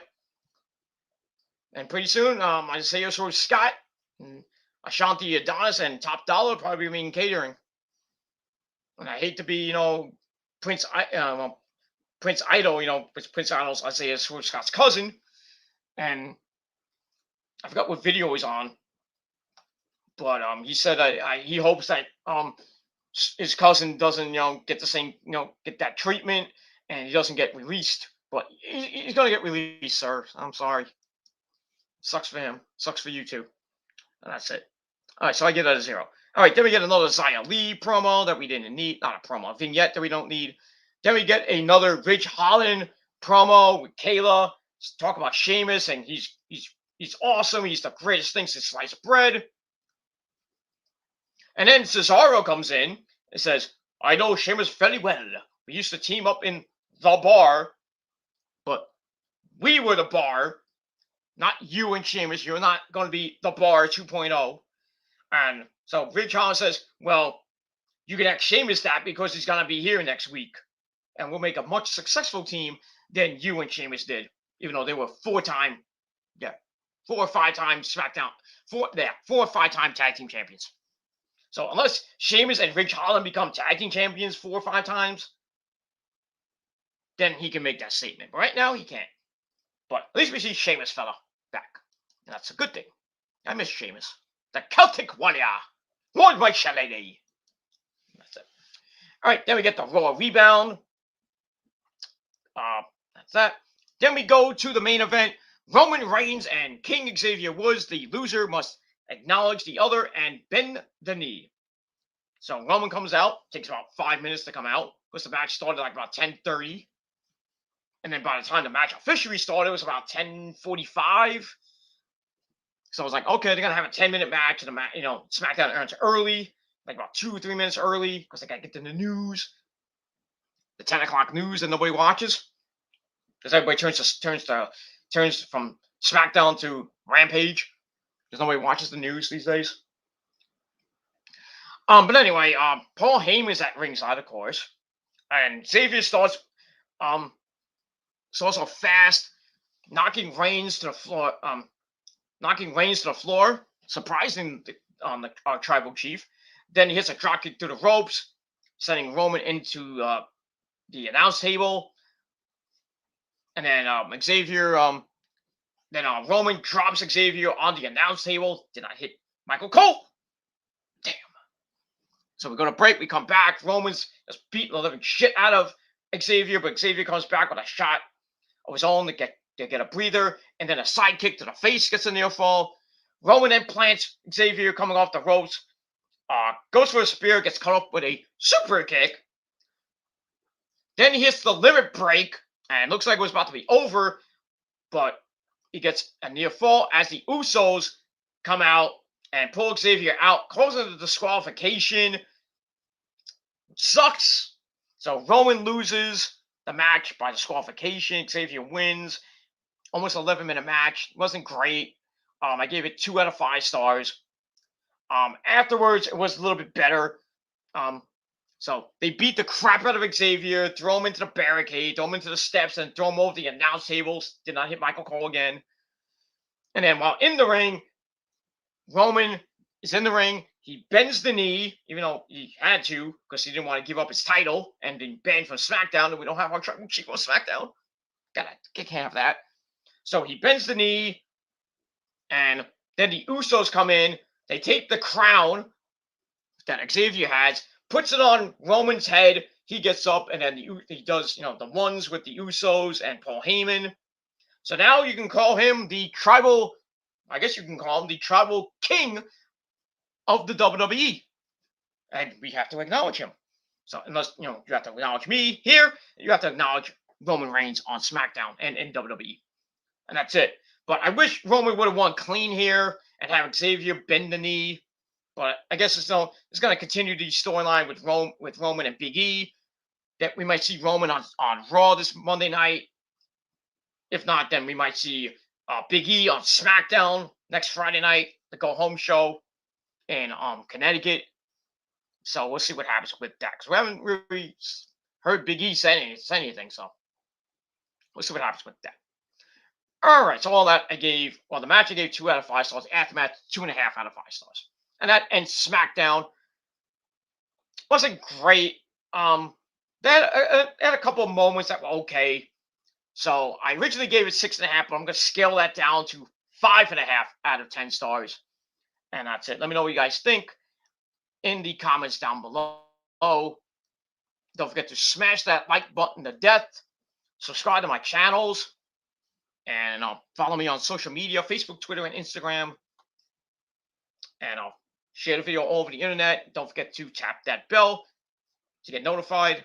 And if not, then unsubscribe, resubscribe, hit the bell, get notified. Hopefully that works.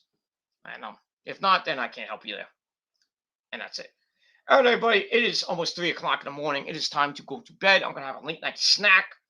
And then I'm going to edit this video up while I'm having my late night snack.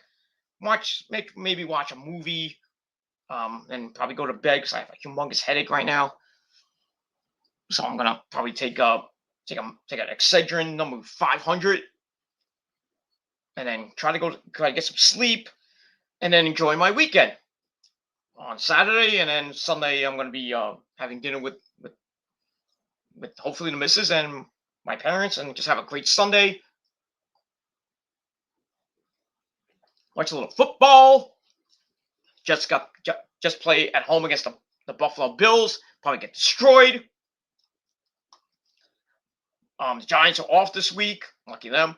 And then the Niners play on Monday Night Football against the Rams, who now have Von Miller. Now they got Odell Beckham. Oy. Just give them the fucking Super Bowl. But they have to beat Brady first. And that too. That's what I think. But it is what it is. And that's it. So enjoy the weekend, everybody. I might be back tomorrow night. Maybe. I don't know yet.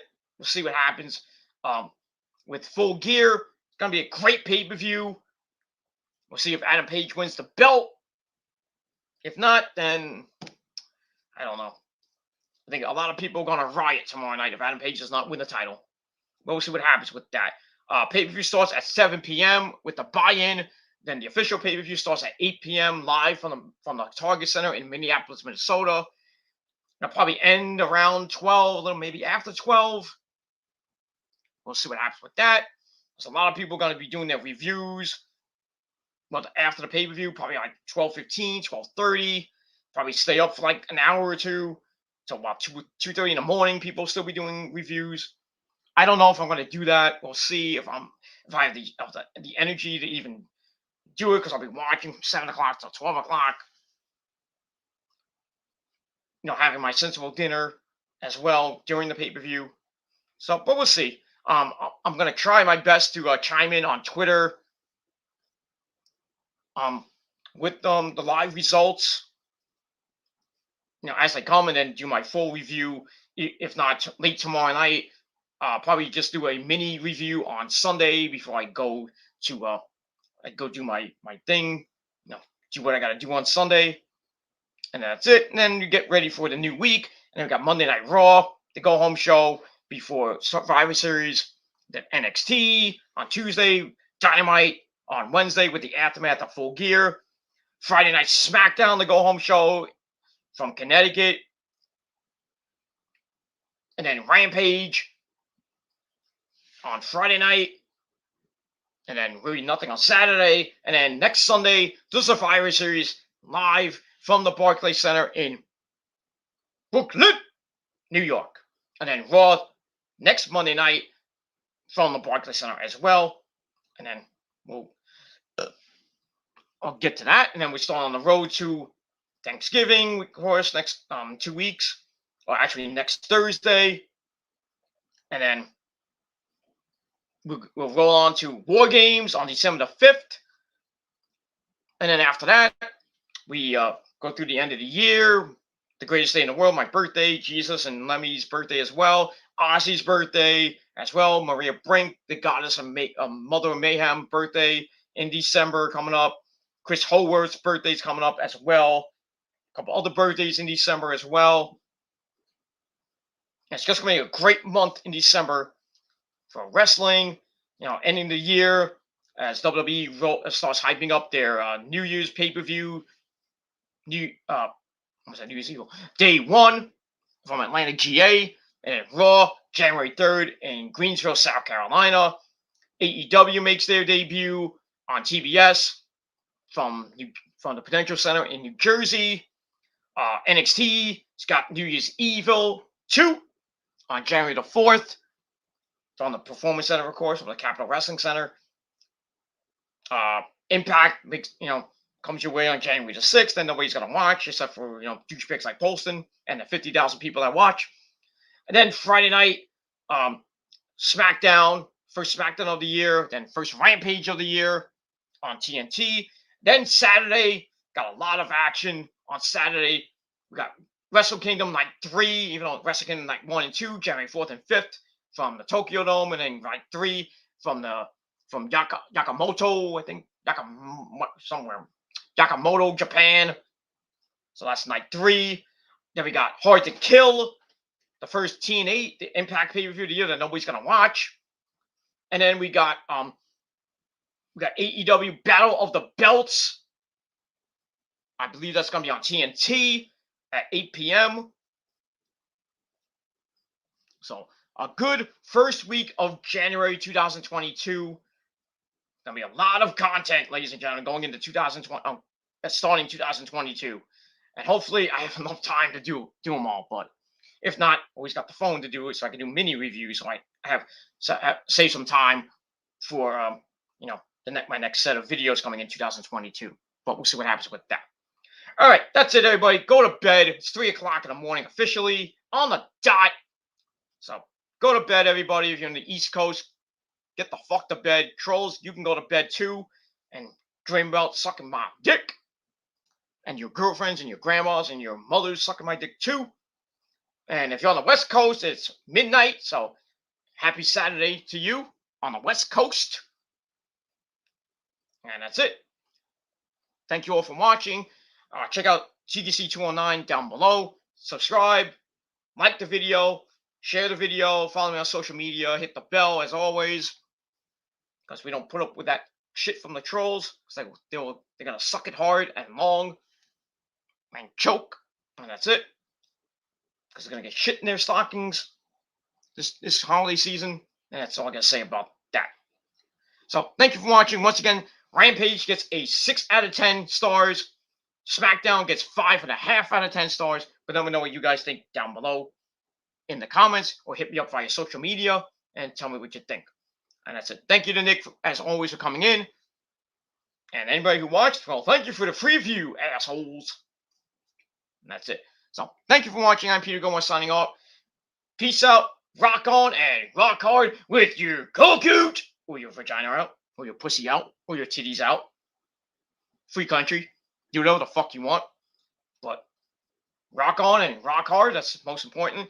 And if you're not down with that, well, me, Nick, and the entire prophecy, we got 3 words for you mindless zombies out there. We got 3 words for you. Fuck you, man. That's it, because you can't hit the dislike button no more. So, suck it, bitches. That's all I gotta say about that. Continue to be obsessed with us, because we don't give a shit about you anymore. So, fuck you, man. And that's it. Thank you for watching. Peter Gomez signing off. And, peace.